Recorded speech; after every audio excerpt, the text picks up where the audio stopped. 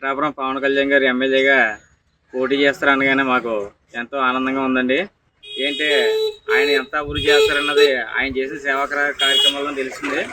కౌలు రైతులకు 30 కోట్లు ఇవ్వడంతో ఇది జూన్ 2019లోని వైజాగ్లో 2 కోట్లు ఇవ్వడం, ఇలాగ ఆయన సంపాదించినంత ప్రజలకు కష్టపెట్టి ఎంతో మేలు చేసిన వ్యక్తి అండి. అటువంటి వ్యక్తి మా పిఠాపురంలో పోటీ చేయడం అన్నది మాకు అందరికీ కూడా చాలా ఆనందం.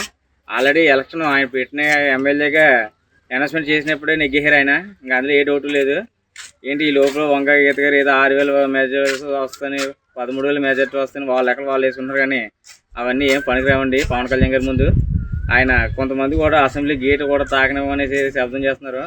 అసెంబ్లీ గేట్ కాదండి, అసెంబ్లీ గేట్ తన్నుకుంటూ పోవడానికి అయితే రెడీగా 3-4 తర్వాత ఉన్నారండి. ఇదైతే పక్కా జరుగుతుంది. పిఠాపురం నియోజకవర్గంలో 54 ఊళ్ళు ఉన్నాయండి. 54 ఊళ్ళో ఊరికి 1000 చొప్పున తక్కువలో మనం మెజార్టీ చూస్తున్న 54,000 మెజార్టీ అంటే ఇంచుమించు మేము అయితే 70,000 పైన వేసుకుంటున్నామండి. దాన్ని బట్టి అవతల పార్టీ వాళ్ళు ఈసారి జూన్ 4 తర్వాత దుకాణం సర్దేని ఖాయమండి. ఎవరు కూడా పిఠాపురం అయితే ఈ శబ్దాలు చేసిన ఎవరు కూడా నాకు తెలిసి కనపడరు అనుకుంటున్నాను.